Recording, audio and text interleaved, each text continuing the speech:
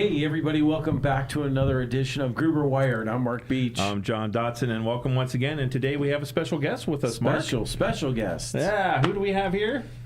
I'm Tom Sims. Tom Sims. He is the owner of Stir Crazy Comedy Club over here in Glendale. Yes. It's a great club. Yeah. Thank you. If you're in Phoenix or visiting, definitely check it out. Yeah, you're located over at Westgate, correct? That's right. Yep. Yeah, Cool. and there's lots of activities over there. What's not cool is the weather right now. No, It's getting hot. Yeah, we say it every show. It is It's supposed to warm be up. We're in Phoenix. 114 on Monday, so we're Is it really? kind of, yeah, I know. Yeah, you're But gonna we be- live here, so we asked for it. Yeah. That's the truth. And you're taking a vacation, so you're gonna miss a little I'm bit of out heat. of here. I'm out of here. And we're not in LA, so there are no riots here. Everything's good. We're, so far anyway. Knock on wood. Right? Knock, Right. knock. So anyway, Tom, I'm going to be coming to your facility there to come check Cool. you guys out Saturday night. It's going to be great. It's my wife's 52nd birthday. Wow. So we're going to come over and enjoy some time there and celebrate. You have a Awesome. little What's- gang going with you? Yeah, we've got quite a few of us. I think total right now we got 12, possibly 16 of us going to show up and ring in her birthday over there and just have a great laughter. So is that either or 12 or 16? Yeah, It's either not or. any in No, between there? There might be. Okay. Who knows? All right. So- all right. Just wanted to get that straight. So Tom, Stir Yes. Crazy Comedy Club. Yes. Let's talk a little bit about that. All right. And start with you and your background. A little bit about where you came from, how you got into this business, and just kind of give us a idea of who you are. Who am I? Well, I used to be a musician decades ago. That was kind of where I started. And my wife and I moved to Arizona about 18 years ago. And I stopped playing music and I got into stand-up. There was a huge stand-up scene here, which was new to me. So I started getting into stand-up.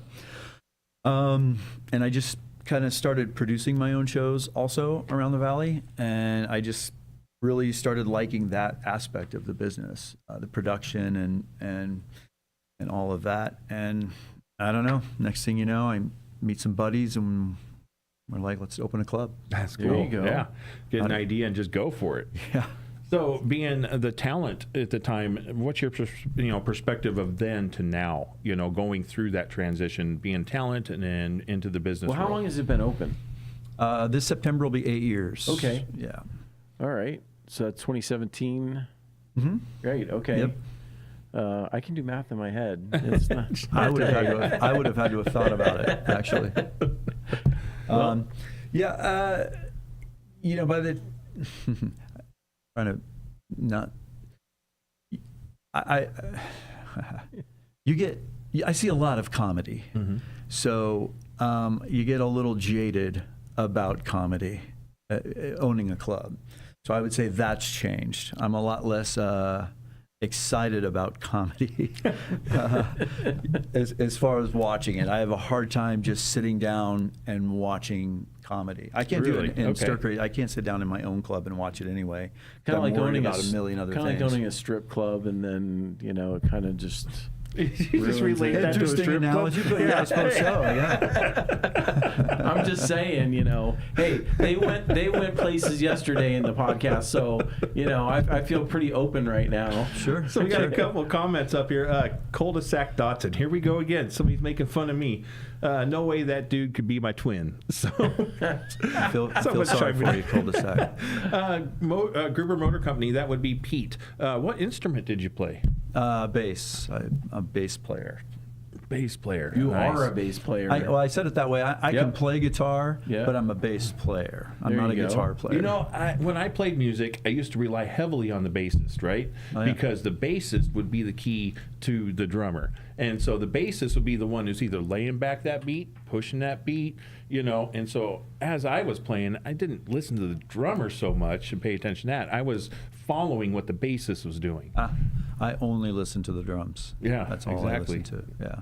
Yeah. So, hey, we got Highlander out there. Highlander is always on our show watching Okay. us.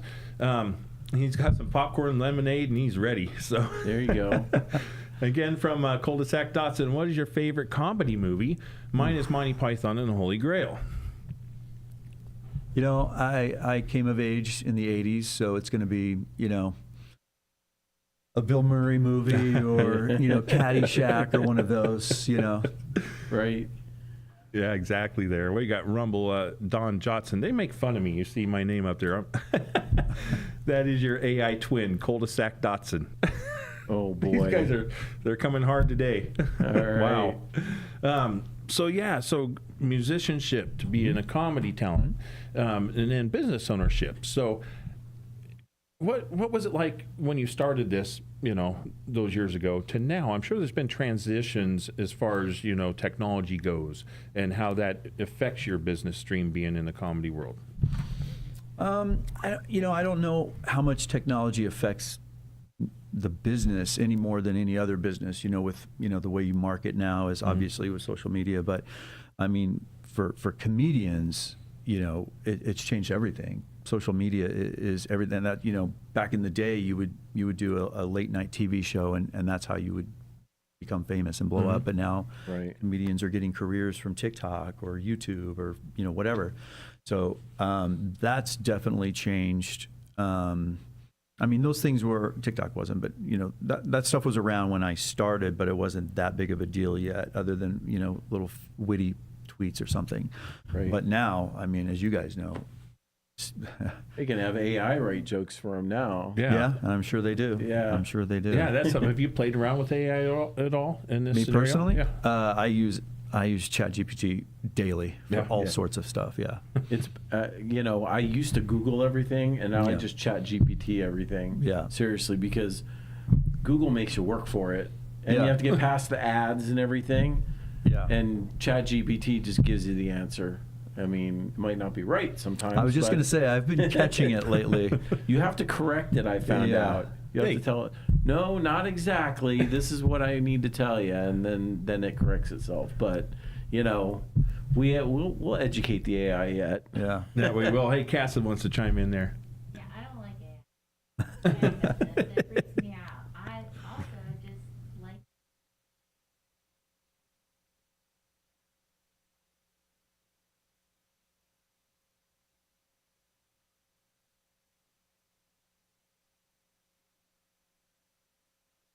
Sure. Yeah, there's some people who like to walk from Phoenix to Tucson, but Right. I think yeah. So your point's taken, but yeah, there's something to be said about the journey. I guess I'd be nostalgic about that sometimes. Yeah. I'd like to be looking up phone numbers in a phone book instead of but Yeah. right. So since we're a tech company, what type of tech do you use in your business? I mean, I'm sure you guys have a small data closet in there. And then, of course, you probably have, I know you have music, you have a little bit of theatricals going on. So you guys running, like fiber optic cabling, copper cabling? No. I in my real world life, I was actually a software programmer since the early 90s. So like our ticketing engine and all of our back office stuff, I wrote all of that from file new Oh, from wow. there. Okay. Wow. And then some things like the tool that we use to play the music and all that stuff, I wrote that because I'm a control freak and I don't want them going too far off the reservation of what they're supposed to be playing. So I wrote all of that. And the table lights, do you remember our table lights? Yeah. Yes. We had those made. You would think that those would be something you could buy, but they're not. Really? That was a whole ordeal. When we first opened, those were 3D printed, by the way. Oh, wow. Didn't even realize that. Yeah. That's cool. So, yeah, we don't, everything technology related for the club is, I'm a control freak that way. I hate to rely on third party stuff Sure. because you don't know what they're. Yeah, and we've recently got more into some of the cabling and connectivity for major production houses, so places that will supply to concerts and things like that. So they'll do Concert the setups venues. Mhm. for big acts, Super Bowl, that kind of thing. And so we do some tactical fiber stuff, but we developed and started making it the Neutrik Ethercon cabling, which is what's used to connect digital lighting and digital video boards as well. So we're starting to fan out into that space more and more as time goes on. I mean, it's a fascinating space. The entertainment industry Yeah. in itself is just great. It's just a different different approach from dealing with data centers and businesses and regular IT setups. It's just interesting stuff, to be sure. We have some more comments up here. Let's see there. I've always been amazed how George Carlin mind works. His ability to remember huge strings of information. Any ideas on how he did that? He's just a brilliant guy, right? Just memorization. I have read about he would write his act longhand and memorize it, which I'm the same way. I find that I can't remember anything, so I don't know how he did it. But yeah, he would memorize his monologues. He would write them out longhand. Wow, It's crazy. That's a lot of work. I can imagine that. Yeah, I've got Major Tom there. Do you live stream or record your shows? And if so, how do you handle the bandwidth and data storage? We don't live stream. We do record. My right-hand guy, Brian Kohatsu, does all the recording out there. And quite frankly, I don't know what he does. I don't know where he stores it. I don't know what he does. I don't want to know. Sorry. Hey, that's an idea. You could have a subscription service for, hey, they can't come into the club, but they could get a subscription to all the comedians that make their way through there. That might be a money maker for sure. Highlander, pop back up there. Pete, you might want to look up Kevin Bridge, who's out of Scotland, is a comedian. I'm not familiar with them. And then Gruber Motor Company, that's Pete again. Will do. Some fascinating minds, including Robin Williams. And yeah, Robin Williams was one of those comedians that he could turn it on and off, whether he's going for something comedic or dramatic. Yeah. I mean, you can see him just turn that light switch right on and off. Yep, definitely missed. Yeah. He's been gone how long now? It's been a few years, right? Yeah, Probably been a while. 5 years, maybe. Yeah, I don't know. Yeah. Yeah. So, like we were talking earlier, with the way that TikTok is and all this that's out there today, do you find that kind of working against you in any way? When you're looking for your talent? No. It's just a tool for comedians to get their names out there. That's just the way things are done now. It doesn't affect me. I know a lot of clubs, when they book, they pay attention to how many followers you have and all of that stuff. Right. But I'm in a market with 7 clubs, so if you can fill up a club, you're not doing my club. You're going to do the Tempe Improv, or you're going to do Stand Up Live, or whatever. And we were discussing this earlier. My club is an intimate, small club. My headliners, most people don't know who they're going to see. They don't know who this person is. All my comedians have TV credits and stuff like that, but they're not big names. So I don't really care how many followers they have and all of that stuff. I just want to book somebody who's everybody's going to enjoy when they come out. Sure. You know what I mean? Yeah. You want to pull up photo number 1? I got this off of your website, but it's just a photo of the inside of interior of your club. I got to tell you, this is one of the things that's really nice. It's very small, very intimate, and it brings a whole new atmosphere, as a customer sitting down to enjoy a show. Yeah. No, I think comedy is an intimate art form. I think. I mean, obviously, you go see the big names in the arenas and the giant theaters and all of that stuff, and that's fine. But I think the experience is best in a small. I think Pete Holmes said it perfectly. A comedy room should be a place where it feels like you're not supposed to be in there. Okay. Like a speakeasy or something, Right. underground, old bricks. And I think that really nails it. Kind of like you can be a little naughty, a little irreverent, and it's kind of like you're getting away with something. Yeah, like we're not exactly. supposed to be It's a here. guilty pleasure. Yeah.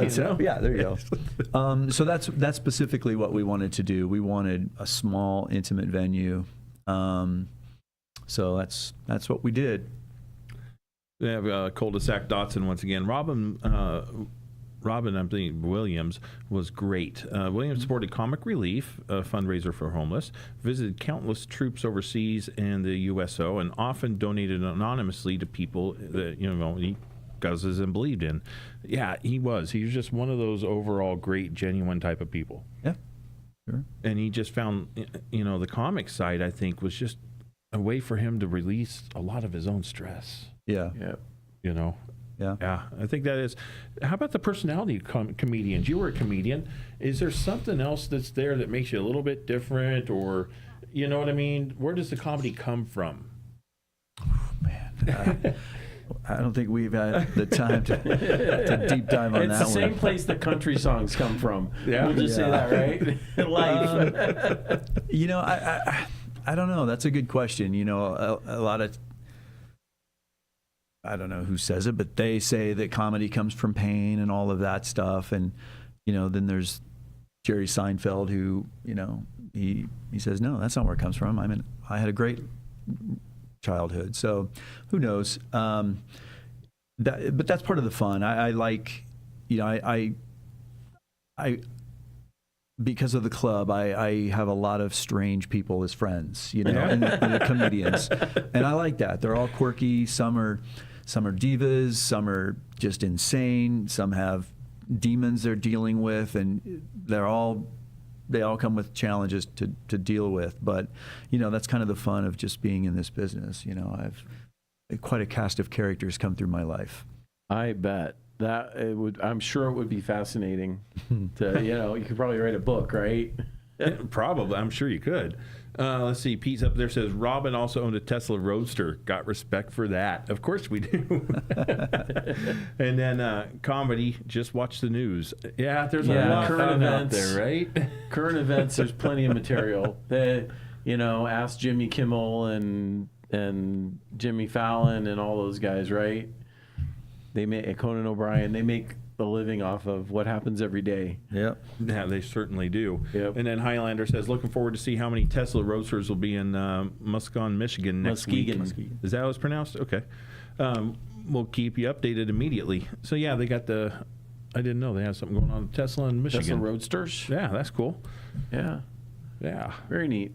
Yeah, I think that you know, something that fascinates me about, you know, the concept of you going from, you know, being in music to being in comedy to performing to owning a club.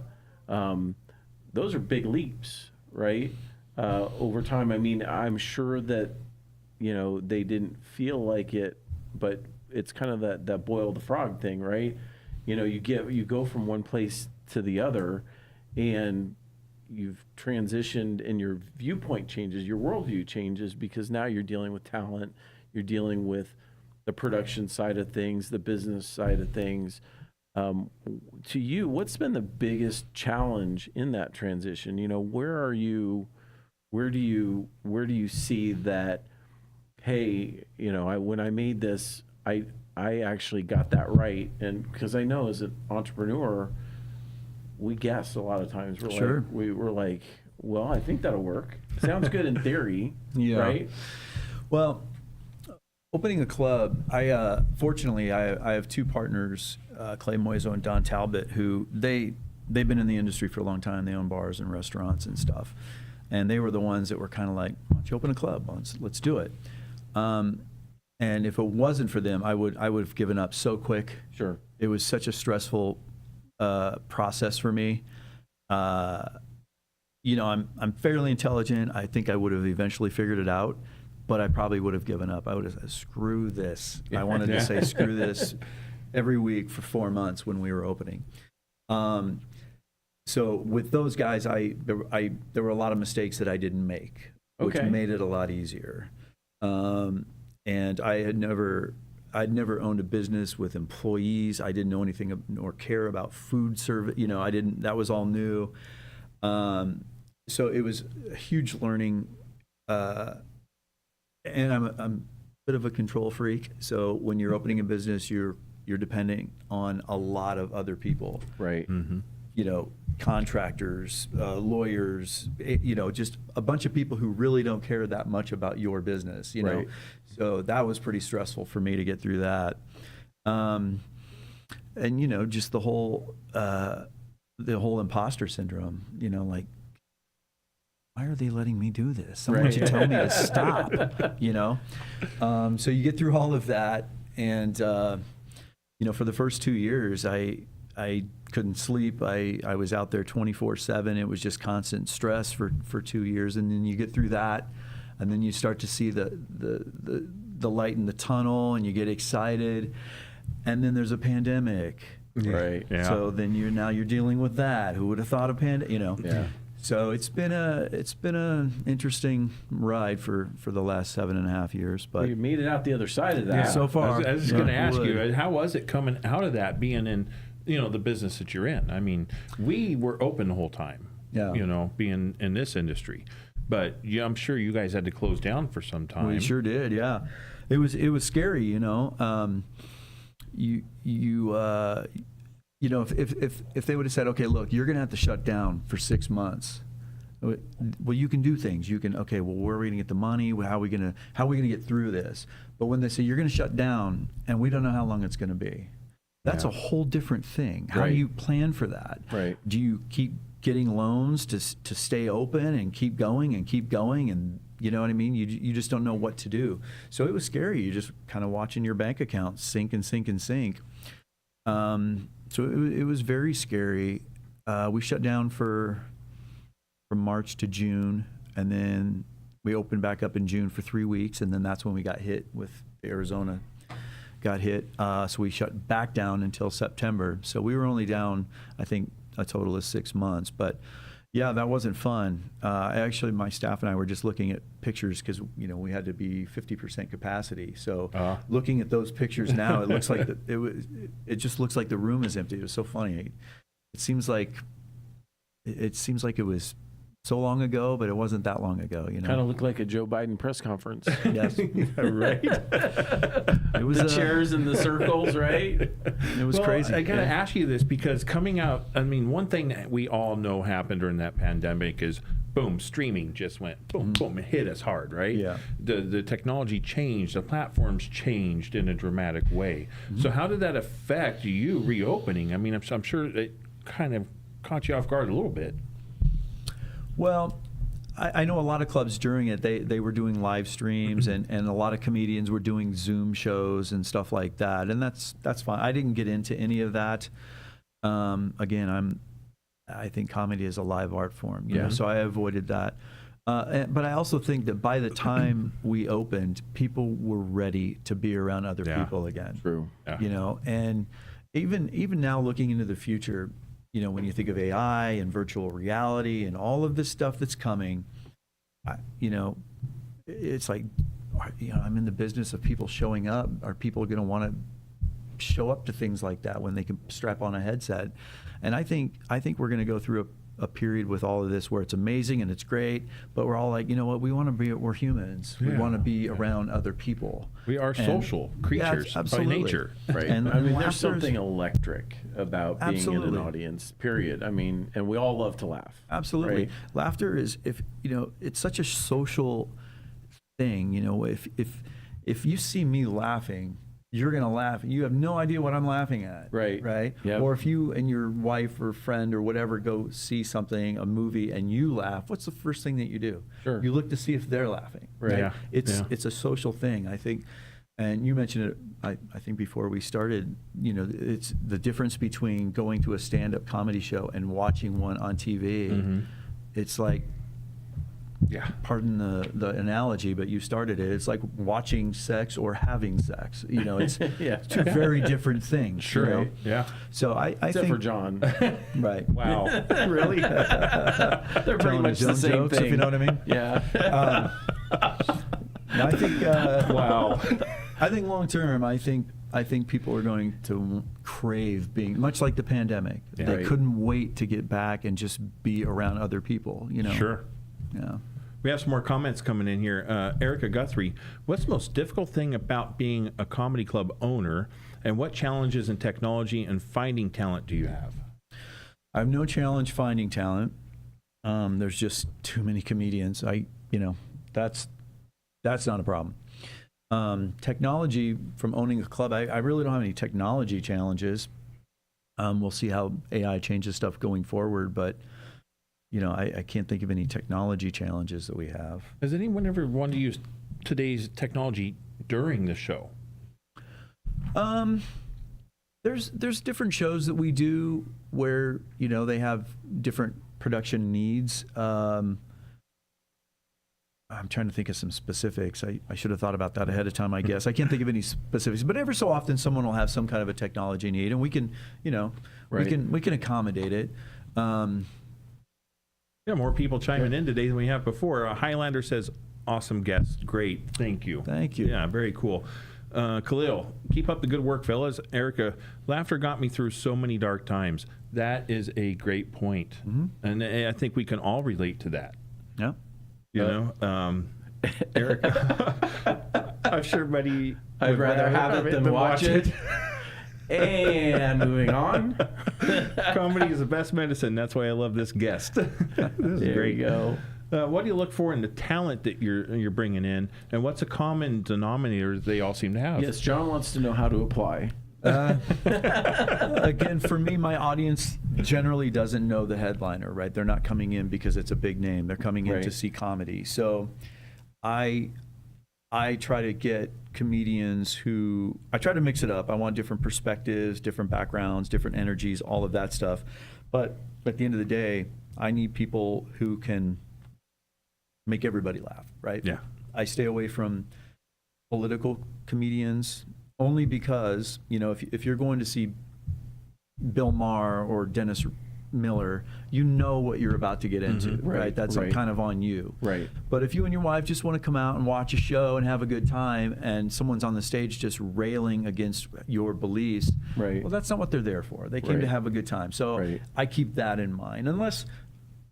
Well, that's a whole other story. Unless they're so good they can make it funny. That's Right. fine, but that's a different thing. That's a whole different conversation. Yeah. So I try to keep that in mind, and that's why I don't hire like TikTok stars and stuff like that on my weekend shows, because if they're fans that show up to see them, they're going to love them, and okay, that's great. We love you. We follow you. But the rest of my crowd that came who doesn't know this TikTok person might be like, what are we watching? What's the What is backstory? this? Yeah, Right. they don't get that. Yeah. So I've done a few of those, but on off nights where they just kind of rent the room and do their thing. Nice. Got more people chiming in. Let's see here. Erica Guthrie, got you again, Mark. Ha ha ha. Highlander, I'm picturing a humanoid robot in a comedy bar. And then Pete says, "Oh my God, AI comedy. That could be interesting." Is that something that's even crossed your mind with, robots? I mean, they're going to be prevalent here soon. Yeah. So is that something like the old, who did the Coca-Cola commercial that started out years ago? Max Headroom. Yeah. If you remember that guy. Yeah. Are we going to, is that something you might entertain in the future? No. No? I'm a human being you. saying human things to humans. Thank you. But and I don't know. I just had this conversation in a different context, but I don't know if this is the same or not. But I'm a huge chess fan. I'm terrible at it, but I love it. Yeah. And I watch YouTubers play chess all day, every day. And the best chess players cannot beat AI. But I have no interest in watching two AIs play chess. Right. You know what I Gotcha. mean? It's Yeah. like, so I comedy the same way. It's like, just recently I took one of my old bits out of curiosity and I put it into ChatGPT and I said, here, tag this up, which a tag is adding punchlines anyway. And it did a terrible job.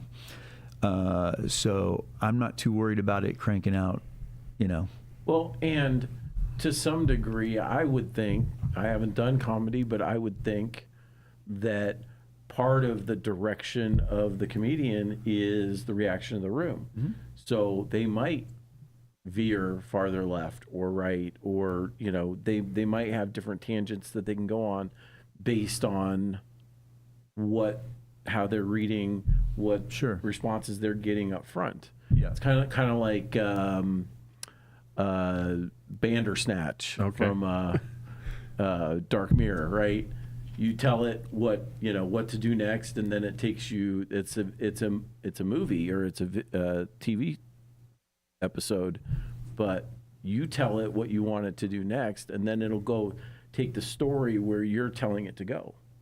Right. Interesting. Yeah. Yeah. But Yeah. so I'm sure that they do that. I'm sure that it's all instinct, not rote recitation of memorized material. They, improv is the word of a comedy club, because there is a lot of, I think, improvisation.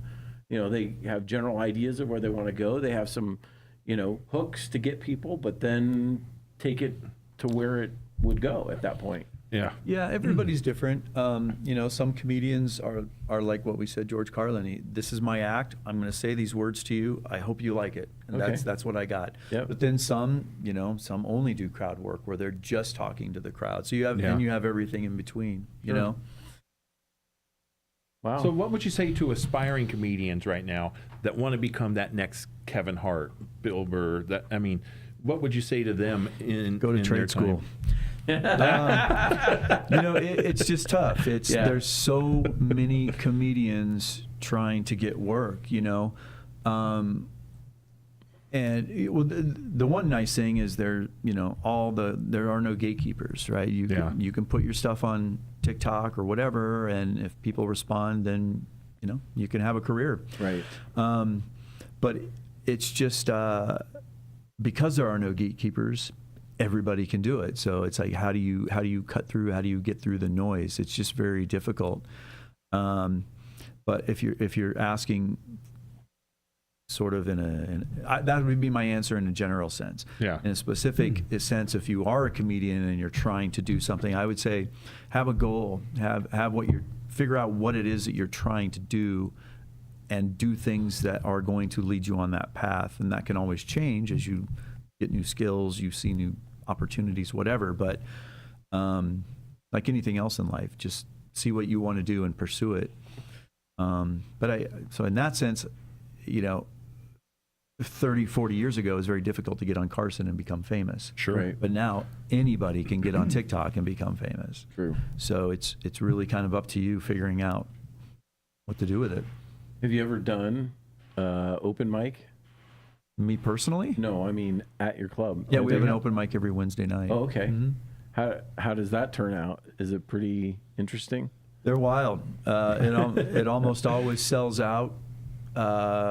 You know, we have a lot of regulars that like to come out Yeah.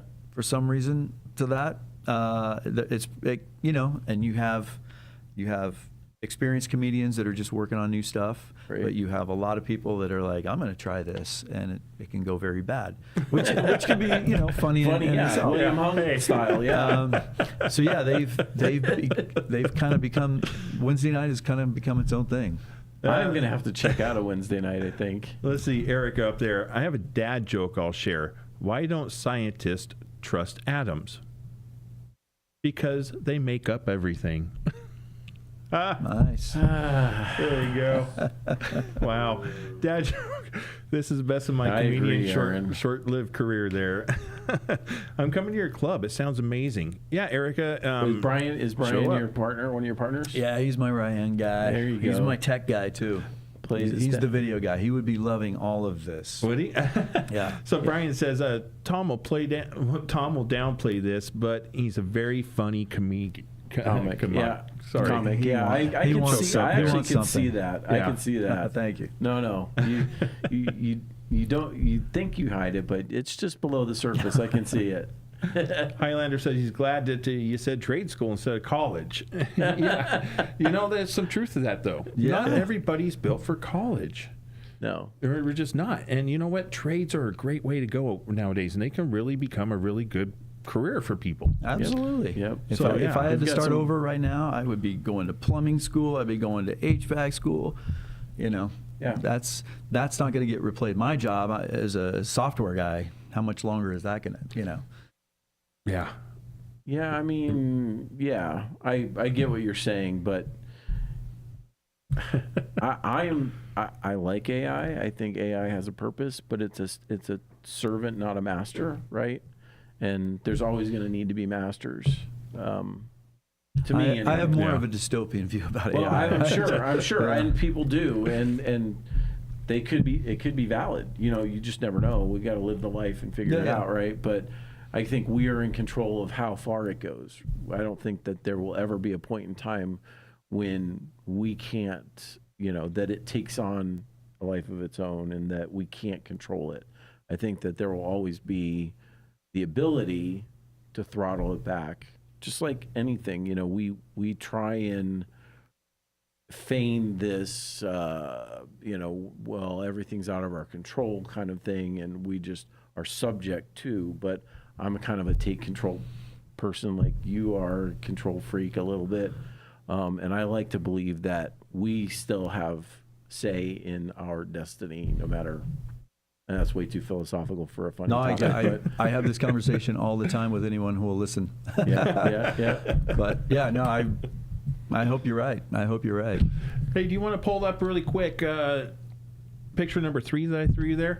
If anyone out there in the Phoenix area, or in general, if you're around the country and you're coming out here to visit, here's the information. Stir Crazy Comedy Club, Westgate Entertainment District. You can see right there is the address, 6751 North Sunset Boulevard, Suite E, 206, Glendale, Arizona, 85305. There's also the email address there and a phone number. And the website, stircrazycomedyclub.com. Yeah. And John and I have both been there, and great club. I'm telling you, appreciate that. if you're here in town or visiting, please look it up, go visit. Well worth supporting, and you will laugh. And You'll if have you a good time. Pull up picture number 2 for us. This is what it'll look like when you walk up there. Yes. Right out there at Westgate. So I encourage everyone that gets an opportunity to go out there, check it out. At least go for one show. I guarantee you'll go back for more. Thanks. Great. Yeah. So, Well- wow, this half hour goes by so fast. Yeah, it's fun. Thanks for 35 having minutes me. went by. Thank you for joining. Yes, We thank really you for having me. appreciate It's it. been a fun. pleasure. Yeah. Well, everybody, we want you to make sure and join us every week. We're here Thursdays at 3 p.m. Arizona time. We thank you for joining us. Like, subscribe, and share this podcast. We're here because of you. For now, I'm Mark Beach. I'm John Dotson, and thank you, Tom. Thank you, Tom. Have a great one, everybody.